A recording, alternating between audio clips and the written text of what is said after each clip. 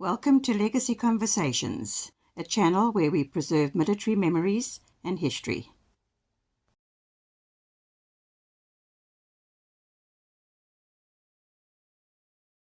Hello everyone, I'm excited today because we are at the SAAF at Swartkops and we've got a lot of aircraft standing there.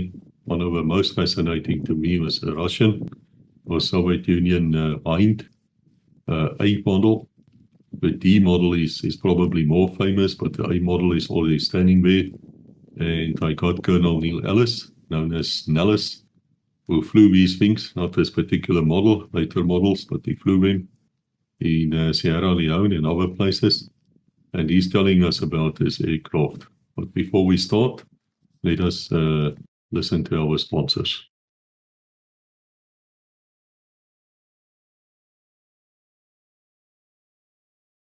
Hello everyone, just a short announcement, won't take much of your time. People have been asking me, how can you assist the channel? You know, we've been going on now almost 4 years. We've recorded almost 1,000 videos and we were fairly successful. We are close to 4 million views and we are very close to 1 million hours of being watched. So we've done a lot to boost the image of the SADF and the SAP, and we will carry on doing it for as long as possible. But we do need help. We do need you to support us in any way you can. Spread the word, make good comments, give it a thumbs up, and also if you wish, join the Patreons. That's for $5 a month. Of course, if you want to make it $20 or $50, you're more than welcome. There's about 50 of you who's doing that right now, out of 100,000 a month who come here to look at the videos.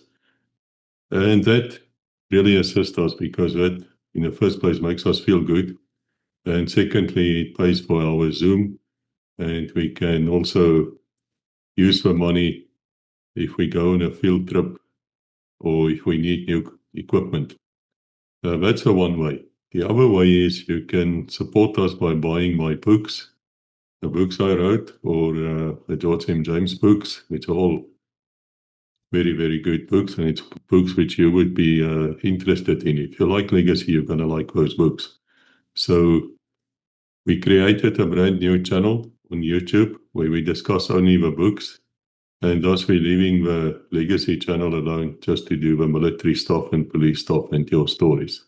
I will leave the links for Patreon as well as the new YouTube channel. I'll leave it in for you in the description. Thank you. Let's get back to the video.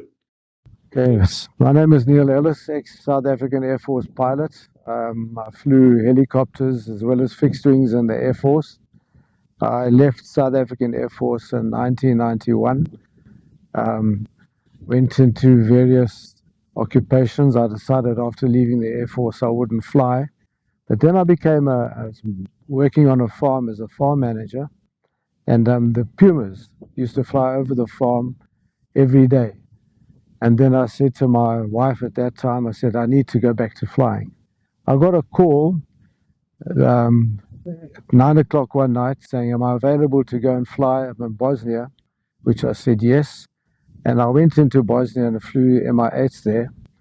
And then after that, that contract did not last long, and I went and joined Executive Outcomes.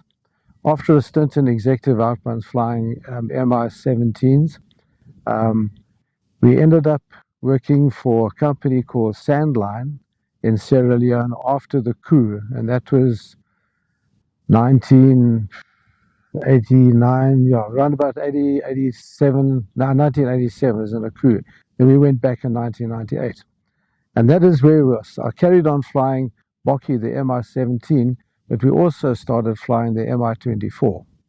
Now, that is just an introduction of how I got into Mi-24s. But let me give a bit of background on this aircraft first. This is the Mi-24A model, which is after a competition where the Russians were developing. They needed an aircraft that could help them in conventional warfare. And there were two aircraft. One was 8 tons or 7 tons, and then they produced the Mi-24, which actually won the competition. and this was the Mi-24A. The original, probably this aircraft this is 10.5 tons all up weight. It can carry, as you can see in the front here, it's got this PKM 762 gun, and then it could carry rockets, it could drop bombs as well. But what is also unique about the Mi-24 series aircraft is that it can carry troops. In the back, you've got space for 8 troops, and then the front, the pilot sits at the back, where your gunner sits at the front. Now, this aircraft had the original engines in it, the TB3-117 engines. It wasn't that powerful, and so it developed into the went through the series, the Mi-24, and to the V model, which is probably the most found aircraft of this type of series in the world. Now, if I can go back, and I've flown the Mi-24, I've got a couple 100 hours on them, mainly in Sierra Leone. I flew it there, and then but the Mi-24 V model, when I say was a development of this, and that we had, it was slimmer. It had the bubble cockpits, not like this, plus the perspex on both for the gunner. The gunner also sits in the front, pilot at the back, but the perspex can actually take a 12-7 round full on. They say it could probably handle a 23 mil. I'm not too sure who's there. I haven't tried that, that's for sure, certain. But from the front, definitely a 12-7 would protect it. And then also, this is not the same as the later models. On the Mi-24 V model, you had a titanium bath where it sits up here, so the pilots were protected from small arms, and as I said, up to 12-7 on a titanium bath.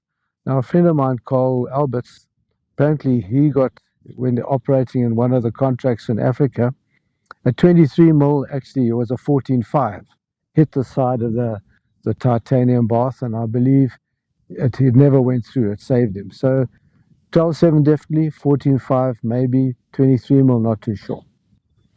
To go back on the actual 24 itself, the Russians sell it to say it can carry troops and it can carry armament, which is not quite true. Although you can put 8 troops in the back, you cannot take troops and you cannot take weapons. So this is where there's a bit of a misunderstanding on the capabilities of what this aircraft does. What we did on the later models, the 24V, after this was developed, as you can see, this is a 762 gun, PKM, which in the later versions, the Russians wanted a capability with a fast-firing cannon, and they developed in the Gatling gun, 4-barrel Gatling gun of 12.7, and that gun can fire 4,500 rounds a minute. That's with the 4 barrels.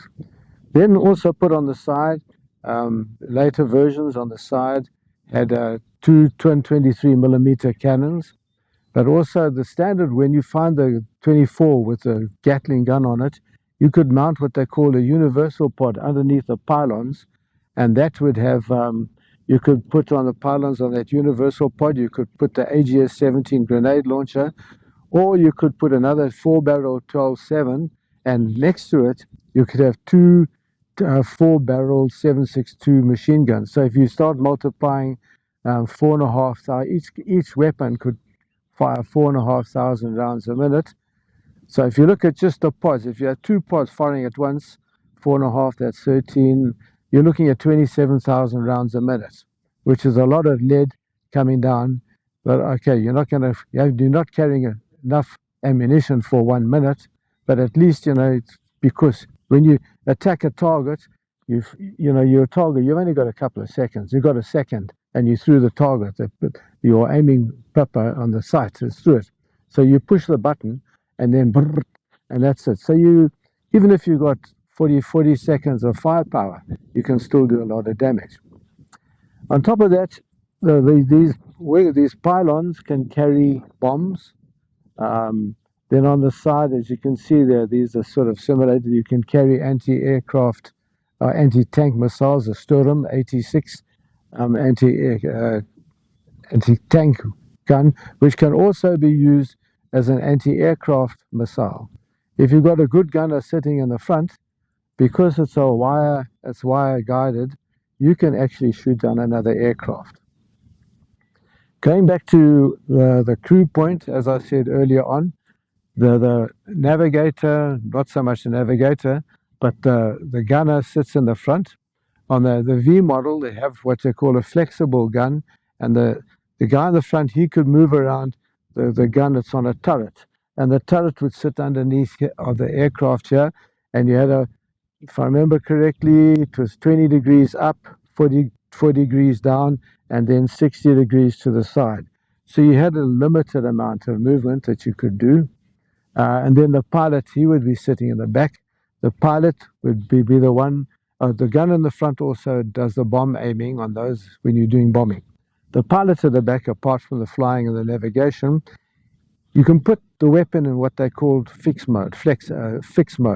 And then the pilot, he can take control and he can fire the guns, forward firing. The pilot at the back also fires rockets. So it was a very effective weapon for its day. Now, if I start looking about how can it be used in Africa and the various roles, my preference for this, for our type of bushware operations, is like the Alouette with a side-firing weapon. You get above the target, look down through the trees, and you can see your target. Whereas if you're getting in the more open desert areas, that's where we would start using the Mi-24, because if you look underneath the trees, the guy's got to see you through the trees to be able to shoot at you as a helicopter. But when you're in the desert, it's much more open or semi-desert. And then, obviously, then this type of weapon will come into play, because you can stand off from a distance, shoot your weapons. And of course, as I said, you had some very, it's a lot of firepower if you load it up. Unfortunately, because when the aircraft is full, all up weight is 12.5 tons, the V model I'm talking about, 12.5 tons, and you were limited on fuel. You had 2 hours of fuel. So this is where a lot of people, when I say people, organizations that use the Mi-24 don't understand what the limitations are. First of all, these engines, we work on 800 liters per hour. So there's your logistics in getting fuel up front to provide, just to get the fuel up front. 800 liters, that's what, 4 barrels or 4 drums. And if you only got 2 hours, then that's 8 drums if that's required. That takes a lot of logistics. Then, of course, the ammunition. So there's another thing that people don't understand about this. So normally the Russians keep these aircraft close to their bases, whereas when we in Sierra Leone, we would be deploying away from our main base. We would be going right into the country, and we'd have a vehicle following us with drums of fuel on the back, and then we'd land in the bush, refuel, because it was just the distances were just too great. And also, just to give you some sort of my own personal experiences, we did night operations on this. When I was in Sierra Leone working with the British loaned me a pair of night vision goggles. And when Freetown was under attack, I think in late 90, when Fode Sanko's people came through, Sierra Leone was about to fall. The Sierra Leone army had basically given up. And they had formed a front line just outside of Freetown itself. And I was asked to go out by then General Maxwell Colby, head of ECOMOG. I was asked if we could fly at night to give some ground support to the guys. So, of course, we said yes. We took off from Freetown Airport, Lungi Airport, and we had loaded up with rockets. Okay, the guns weren't working too well, but at least we had rockets. And I knew where the front line was. And the Nigerian soldiers marked the front line, and I shot some rockets into the RUF, Fode Sanko's people, and of course that stopped the attack. It was just we had 2 pods of 80mm rockets on the side, and just those pods stopped the attack for the night, and ECOMOG were able to regroup and that slowed down the RUF advance. In the end, they actually got into Freetown, but it slowed the advance that night.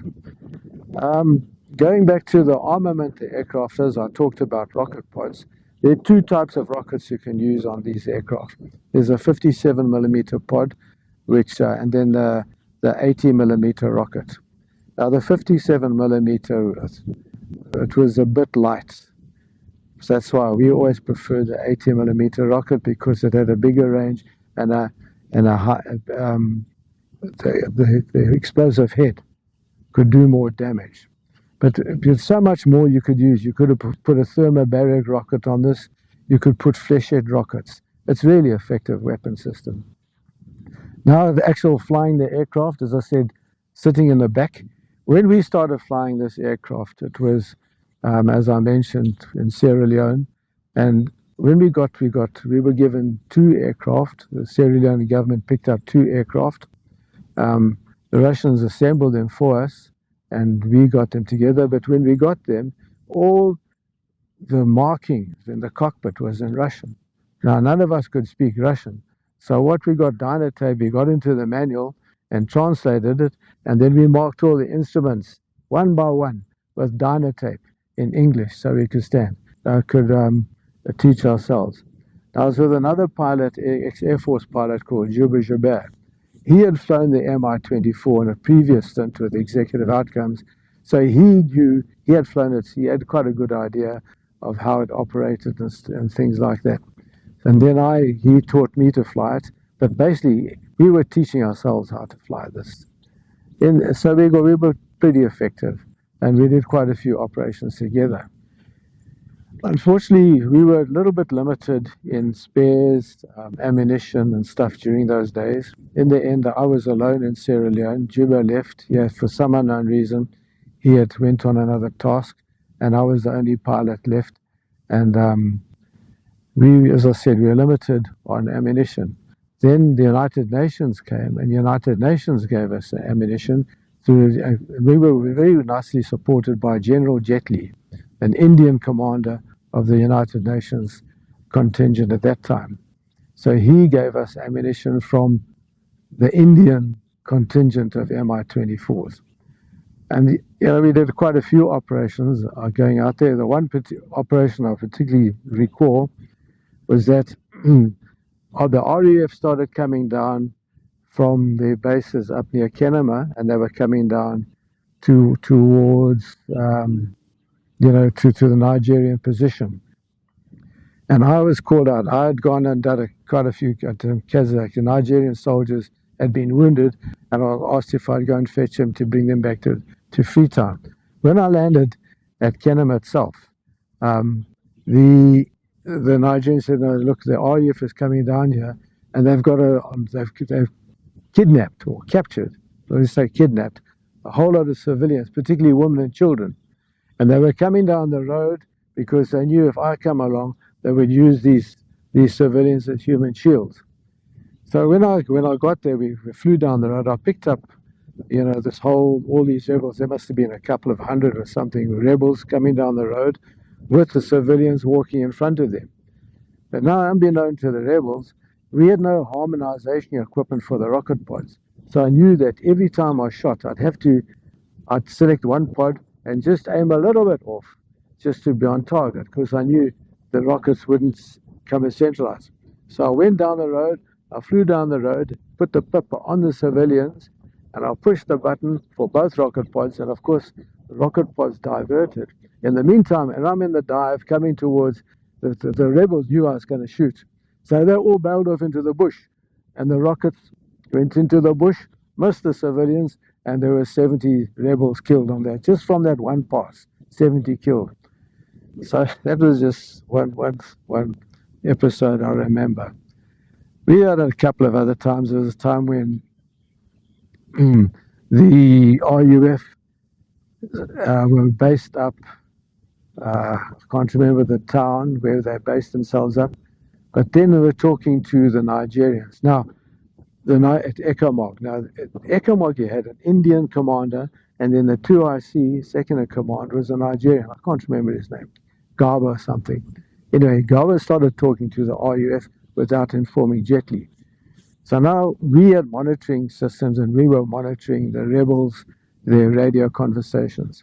And of course, we picked up that there was going to be a meeting between Mosquito and their rebels up at, what is that town called? Anyway, coming down to where, at a mine, and they were going to talk about pieces. So I went to Hind A, who was then head of the Commodores, and he was the Minister of Defense. I said, look, this is what we picked up. Do you know anything about this? He says, no, he knows nothing about this meeting. Hind A phoned General Jet Li, the Indian commander of the United Nations, says, do you know anything about this meeting? So he says, no. So then Hind A says, well, look, we just want to deploy an aircraft out there just to see what's going on. Are we clear to do it? So Jet Li said, go ahead. Anyway, so we worked out timing. We listened to the radio when the rebels were leaving their base, and we knew that the Ecomog were already way at the meeting point.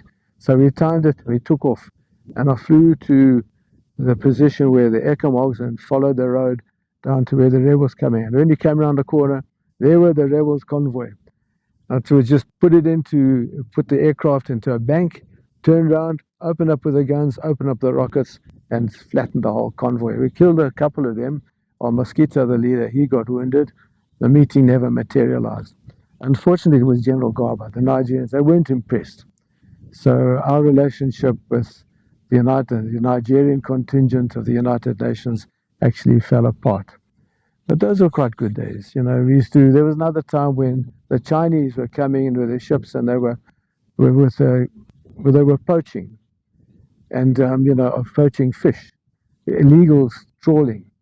So there was another group, also a group of a security company that had got into a contract with the Sierra Leone government to arrest all these Chinese fishing trawlers. But to find the Chinese fishing trawlers are quite far away. Now the security company had rubber boats, rubber ducks, and they would run off and get the trawlers. But it was quite far away. So we took off from Freetown with this, and then we fly down, see that if a trawler was trawling within the international waters, or was in the waters of Sierra Leone, because it was illegal. They weren't supposed to be trawling. And I'll tell you what, we shot up a couple of trawlers. I put rockets into one trawler. We shot them up with machine gun fire. And in the end, the Chinese, whenever they saw the helicopter coming, I remember the one time we came over this trawler, and as soon as the trawler saw us coming over, they cut the nets and they set sail out to sea. So we had some fun in those days. Another time is when the British contingent at the Operation Burris, when they got captured, I was asked to be on standby with the British SAS, and for this, but I was not. It wasn't be on standby on the ground. I was also to circle the contact zone to pick up any fleeing RUF or anybody coming in, while the British were actually doing the operation to rescue their people. After the British had carried out the operation and rescued the Irish contingent that had been captured by the rebels, I was given weapons free. I was just told, go in there. This is an open area, guns free. Anything that moves is RAF, and go and kill them, which we did. So we had some good fun in those days. Otherwise, in terms of the Mi-24 as an aircraft, it is a fantastic aircraft to fly. I really enjoyed it. It's air conditioned, very smooth. It has some vices. The Russians have put certain limitations on it in terms like you can only do 33 degrees of bank and 20 degrees nose up. But of course, I myself, and I find out what my limits are on an aircraft. And I used to take this aircraft into about a 60, you'd think you're doing a 90-degree bank, but let's say 60 degrees. And it's got a very particularly bad vice. If you go into a right-hand turn at full speed at 60 degrees, the aircraft starts rolling. So then, first of all, it caught me by surprise.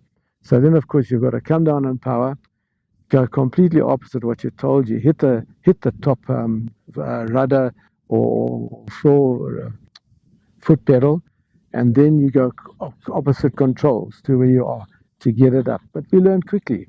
And you know, the Russians, or then we had Ukrainians and the Indians, they said we were crazy. We shouldn't be doing that. But we got around with it.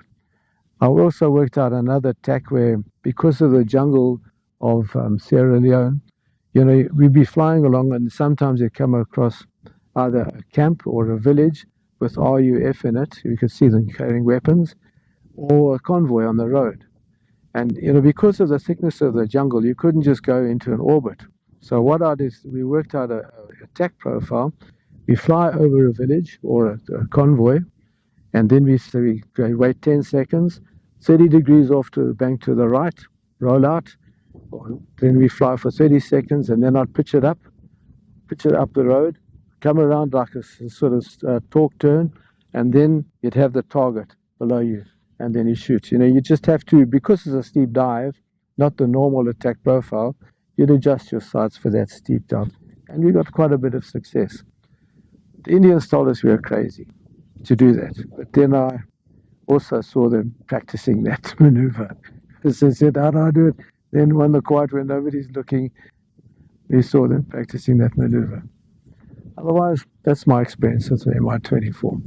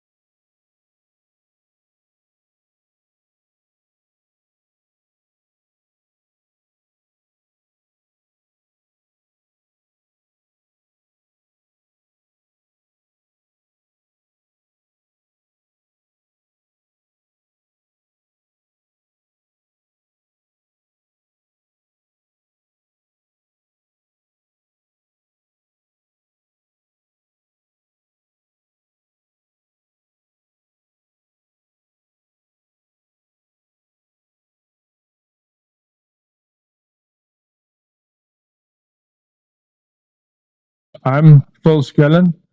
I'm the president of the NEC of the Friends, and I also serve on the Museum Council since 2008.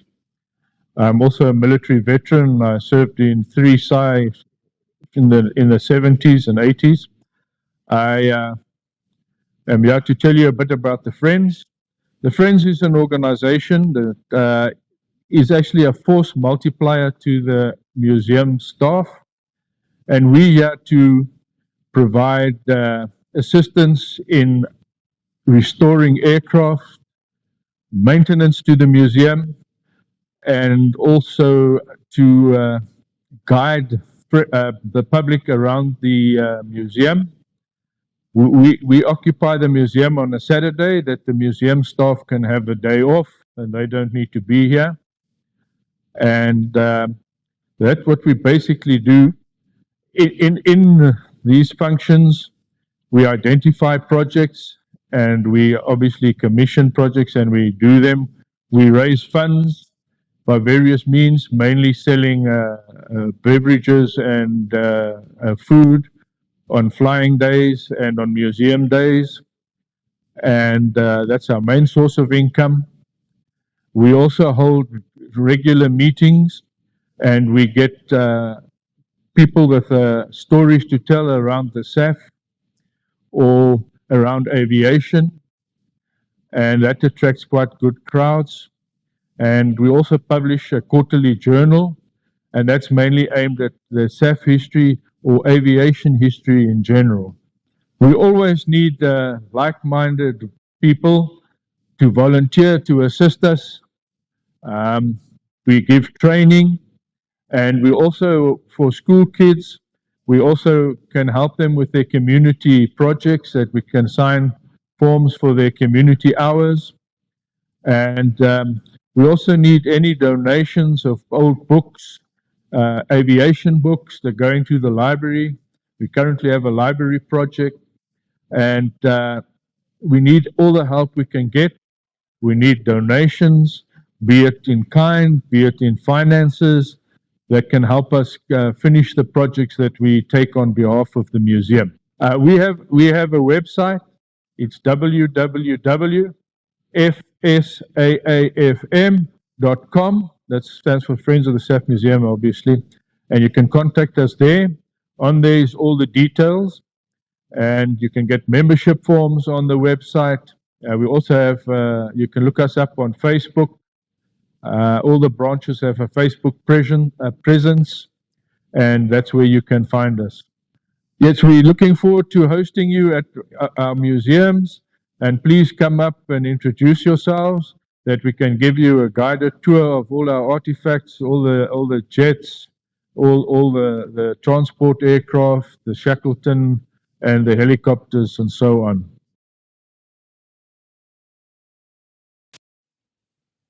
Edited by Fossey.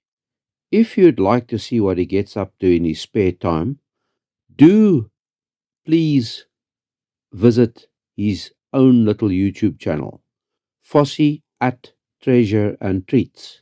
Links included below. Your support would be highly appreciated. Help me grow my little channel. Thank you. Dankie. Inkos kakulu. Bye. Thank you for watching. Please like, subscribe, and ring the bell to receive notifications.